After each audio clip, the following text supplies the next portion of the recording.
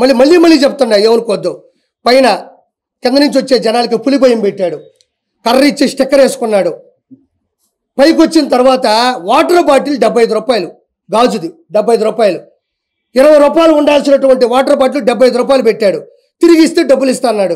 భక్తులు తిరిగి ఆ నీళ్ళన్నీ దాగేసి అడిచేసి పోతారు. అది ఎలాగో కుదరదు. ఆ టెండర్లంతా ఎవరికి ఇచ్చినారు? ఆ గాజువి, ఆ వాటరు పెద్దిరెడ్డి రామచంద్రారెడ్డి, భువన కరుణాకర్ రెడ్డి, వైవి సుబ్బారెడ్డి వీళ్ళకి ఇచ్చుకున్నారు. ధర్మారెడ్డి ఎగ్జిక్యూటివ్ ఆఫీసర్గా ఉన్న నేతృత్వంలో. దాని తర్వాత అన్నదానంలో అన్నం ఉడికేది కాదు, సాంబార్ పాసిపి ఉండేది, పచ్చడి స్మెల్ వచ్చేది. దాన్ని నాశనం చేశారు. హుండీలో ప్రతి ఒక్కరూ ముడుపులు చెల్లించుకుంటారు. మొక్కులు తీర్చుకునే పద్ధతిలో వాళ్ళు మంగళసూత్రాలు కూడా వేసేస్తారు కొంతమంది భక్తులు. ఆ డబ్బులకు కూడా పరకామంలో లెక్క పెట్టాల్సిన సందర్భాన్ని కూడా నాశనం చేశారు. రెండో పాయింట్ ఏంటంటే, ఆ హుండీకి ఉన్నటువంటి పవిత్రమైనటువంటి ధర్మాన్ని కూడా ఉల్లంఘించి ఎక్కడో ఫామ్ హౌస్లోనో ఎక్కడో గెస్ట్ హౌస్లో కూడా లెక్క పెట్టినటువంటి పరిస్థితి ఎదురైంది. గోవిందనామ స్మరణాలు, భక్తి భజనలు, కీర్తనలు ఎక్కడా కూడా భక్తి పారవశ్యం ఎక్కడ కనబడకుండా జగన్మోహన్ రెడ్డి చాలా జాగ్రత్త పడ్డాడు. దాంతోపాటు ప్రైవేటు హోటల్స్ని చాలా ఎంకరేజ్ చేశాడు. 1000 రూపాయల భోజనం, 1500 భోజనం, 500 నుంచి మినిమం భోజనాలు పెట్టడం మొదలెట్టాడు. పైన నేను ఈరోజు మాటిస్తున్నా, ఆల్రెడీ ఈరోజు కూడా ప్రక్షాళన మొదలైంది. పైన మాంసం కూడా వండుకొని తిన్నారు. మాంసాన్ని కూడా ఈ వైఎస్ఆర్సీపీ గవర్నమెంట్లో ఉన్న ప్రతినిధులు అధికారాన్ని దుర్వినియోగం చేస్తూ దేవుణ్ణి కించపరుస్తూ పైన నాన్ వెజ్ కూడా తిన్నారు. దాంతోపాటు మద్యాన్ని కూడా అమ్మారు. గ్రూపు రాజకీయాలు చేశారు, రియల్ ఎస్టేట్ చేశారు, పైన దందాలు చేశారు. పైన ఉన్న కొండని కొత్త వెంకటేశ్వర స్వామి ఉన్నటువంటి ప్రదేశం మాత్రమే వెంకటేశ్వర స్వామి ఉన్నాడు, మిగతా అన్నీ కూడా వ్యాపారం చేసేశారు. మొత్తం కూడా తిరుమల తిరుపతికి సంబంధించిన కొండని మొత్తం శేషాచల అడవుల్లో ఉన్న ఎర్రచందనం మొత్తాన్ని తరలించారు. 100 కోట్ల టెండర్లు వేసి ఆల్రెడీ ఉన్నటువంటి భవనాల్ని కూల్చి శిథిల వ్యవస్థకు చేసి వాటి ప్లేసులో కావాలని నాసిరకమైన కొత్త కట్టడాలు కట్టి ఈరోజు వాళ్ళల్లో వాళ్ళు డబ్బులు సంపాదించుకున్నటువంటి పరిస్థితి తిరుమల తిరుపతి దేవస్థానంలో ఉంది. పురోహితులు భయపడ్డారు. లడ్డూ ప్రసాదం, మనం తినే లడ్డూ ప్రసాదం మీ అందరికీ తెలుసు. మనం చిన్నప్పుడు లడ్డు ఎత్తుకెళ్తే ఊరు వాసన వచ్చేది. ఆ లడ్డు వాడు ఎత్తుకెళ్తుంటే కోహు నీరు వజ్రం కన్నా చాలా అద్భుతమైంది, అద్వితీయమైందని ఫీల్ అయిపోయి వెళ్తే ఊర్లో అడుక్కునేవాళ్ళు, ఒరే నాకు కొంచెం బెటర్ రే, ఒరే నాకు వచ్చావు అనేవాళ్ళు. ఈరోజు అదే లడ్డు 2 రోజులు పోతే ఇట్ట ఇడిపోతుంది, బాంబ్ బ్లాస్ట్ అయినట్టు విడిపోతుంది. అది యాడ నెయ్యి ఉంది, యాడ ఫార్ములా ఉంది, యాడ విశిష్టత ఉంది, ఎక్కడ గుడి మీద పవిత్రత ఉంది. అన్యమతం యొక్క ప్రచారాన్ని విచ్చలవిడిగా చేశారు. అన్యమత ప్రచారం. నేనేమి ముస్లిమ్స్ని తక్కువ అంటాంలే, నేనేమి క్రిస్టియన్స్ని తక్కువ చేయడంలే.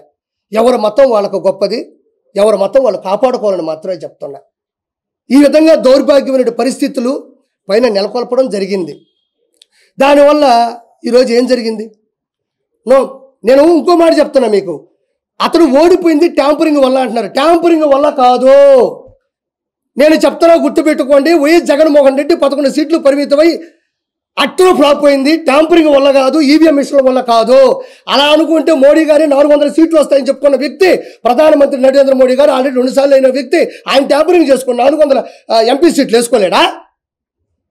మరి అదే ఎంపీ స్థానం ఉండేటువంటి అయోధ్య ఆ స్థానమే కోల్పోయాడే, ఆయన ట్యాంపరింగ్ చేసుకోలేడా? ట్యాంపరింగ్ వల్ల కాదు, ఆంధ్రప్రదేశ్లో వైఎస్ఆర్సీపీ తుడిచిపెట్టుకుపోయింది.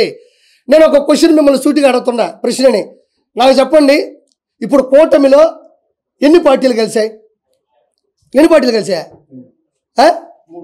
3. ముగ్గురు, చంద్రబాబు నాయుడు గారు, పవన్ కళ్యాణ్ గారు, పురంధరేశ్వర్ గారు, అదే మోడీ గారు. ముగ్గురు కాదు, 4వ వ్యక్తి కూడా పొత్తు పెట్టుకున్నాడు. ఆయన ఎవరో కాదు, వెంకటేశ్వర స్వామి. 4 వ్యక్తులు 2024 ఆంధ్రప్రదేశ్ ఎన్నికల్లో 4 పొత్తు పెట్టుకున్నారు. అందులో 4వ వ్యక్తి ఎవరో కాదు, వెంకటేశ్వర స్వామి. ఈడున్నాడంటే ఆంధ్రప్రదేశ్ని సర్వనాశనం చేస్తున్నాడు. దాంతోపాటు నాకున్న విశిష్టత తగ్గిస్తున్నాడు. ఈడు ఎక్కడ ఆగేటట్టు లేడని ఎవ్వరికీ తెలియకుండా వెంకటేశ్వర స్వామి, మీరు గమనించుంటారు, అన్నమయ్య సినిమాలో మన సుమన్ గారు వెంకటేశ్వర స్వామి నాగార్జున గారి పెళ్లికి వచ్చి పల్లకీ వస్తాడా? దగ్గర వచ్చి పెళ్లి చేస్తాడా? ఎందుకు వచ్చాడు? అతని కీర్తనలు, అతని భజనలు, అతని భక్తి పారవశ్యం. అబ్బా, ఇలాంటి ఒక వ్యక్తి మనల్ని ఇంత హుందాతనంగా పొగడుతుంటే ఆ వ్యక్తికి పెళ్లి చేసి నాకు బాధ్యతను ఆయన దూరి పెళ్లి చేసి అన్నీ మోసి తాళి కట్టించేసి పోతాడు. రెండోసారి వచ్చాడు జగన్మోహన్ రెడ్డి ప్రభుత్వంలో. రెండోసారి ఎందుకు వచ్చాడంటే అతనేమో తలపోక అన్నమయ్య గొప్పోడు, ఇతనేమో పూర్తి ఆపోజిట్గా ఉన్నాడు. ఈడు గాని వచ్చాడంటే ఆంధ్రప్రదేశ్ని సర్వనాశనం చేస్తాడని ఆయనగా ప్రజల రూపంలో వచ్చి ప్రజల్లోకి దూరి వాళ్ళకు అర్థమయ్యేలా చేసి ఈరోజు 4వ పొత్తు రూపంలో వచ్చి జగన్మోహన్ రెడ్డిని చిత్తు చేశాడు. ప్రతి మీటింగ్లోనూ పక్కన వెంకటేశ్వర స్వామి కూర్చోన్నాడు. అది ఎవరు గమనించలేదు అంతే. అది నేను చెప్తుండా, ఇది నిజాయితీగా జరిగింది. వెంకటేశ్వర స్వామి, గోవిందుడు, శ్రీనివాసుడు, ఏడుకొండలవాడు పొత్తులో భాగంగా ప్రతి విషయంలో తలదూర్చాడు. ఈ రోజు 164 సీట్లు నేను ఆ రోజు కూడా చెప్పా. వెంకటేశ్వర స్వామితో పెట్టుకున్నాం, కలియుగ దైవంతో పెట్టుకున్నాం, ఎగిస్తంటే 11 సీట్లు వచ్చినాయి. ఈరోజు ఆ 11 కూడా కాళ్ళు పట్టుకోండి, మేము వచ్చేస్తాం సార్, మేము వచ్చేస్తాం సార్, మేము వచ్చేస్తాం సార్ అని వాళ్ళు ఆలోచిస్తున్నారు. తీసుకోవాలా? చిరంజీవి లాంటి పెద్ద వ్యక్తి దగ్గర దండం పెట్టుకున్నాడు. గంజాయి అమ్మినాడు. నెల్లూరులో పలు చోట్ల కూడా అక్కడ గంజాయి అమ్మడం జరిగింది. ఇదే మెగా టీఎస్సీ ఎట్టపోయింది, అక్రమ దందాలు, ఇసుక దందాలు ఇవన్నీ ఎట్టపోయినాయి. అన్ని అరాచకాలు చేసినాడు. ఈరోజు వచ్చేసి మొన్న ఏదో మాట మాట్లాడుతుంటే నవ్వు వచ్చింది నాకు. అవ్వాతాతలకు ఇచ్చిన డబ్బులు ఎట్టపోయినాయో అన్నాడు. అవ్వాతాతలకు ఇచ్చిన డబ్బులు ఏడా పోలా, అవ్వాతాతలకే పోయినాయి. అవ్వాతాతలకు ఇచ్చిన డబ్బులు ఏమన్నా రాజారెడ్డి డబ్బులా, వైఎస్ రాజశేఖర డబ్బులా, నీ డబ్బులా? నువ్వు డబ్బులు ఇచ్చినావు, డబ్బులతో పాటు గంజాయి ఇచ్చినావు, ఆటోకి ఇచ్చినావు, ఆటోతో పాటు రిపేర్లు ఉండే రోడ్లు ఇచ్చినావు, పిల్లకాయలకి స్కూల్కి సున్నాలు వేసినావు, ఇంగ్లీష్ మీడియం స్కూల్లో నువ్వే అన్నావు, శ్రీరెడ్డి దగ్గర బూతులు నువ్వే తిట్టించి అలా టేబుల్లో పూర్తిగా అయినట్టు నువ్వే పెట్టినావు.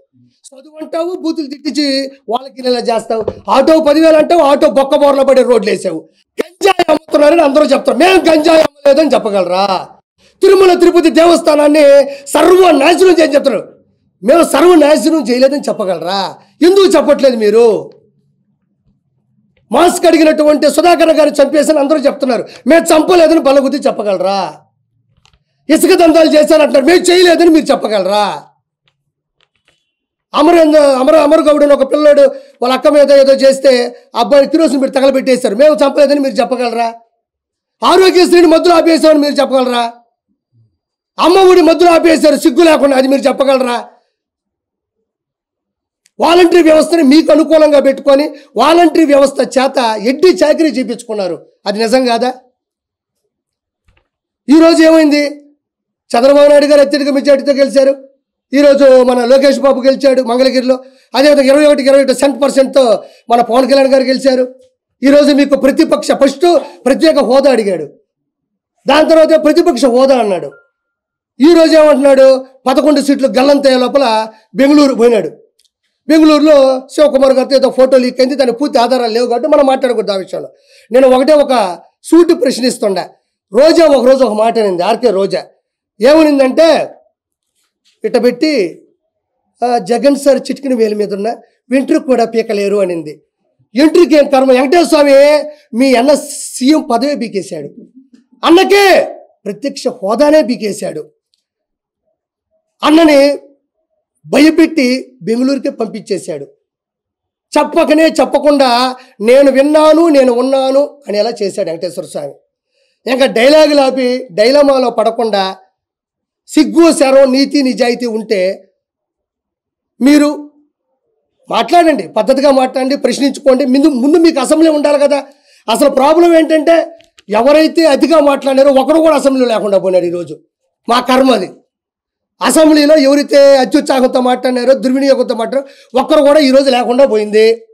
కాబట్టి నేను చెప్పేది ఒకటే, ఈరోజు 20 మందిని తీసుకెళ్లిన రోజా 3,000 కోట్ల రూపాయలు సంపాదించింది అని ఒక సామాన్యుడు, ఒక కమీడియన్, ఒక నెల్లూరు పెద్దారెడ్డి చేపలు పులుసు పెట్టుకున్న ఒక కిరాక్ ఆర్పి అంటున్నాడు, నీకు దమ్ము ధైర్యం ఉంటే డిబేట్లోకి రాగలవా?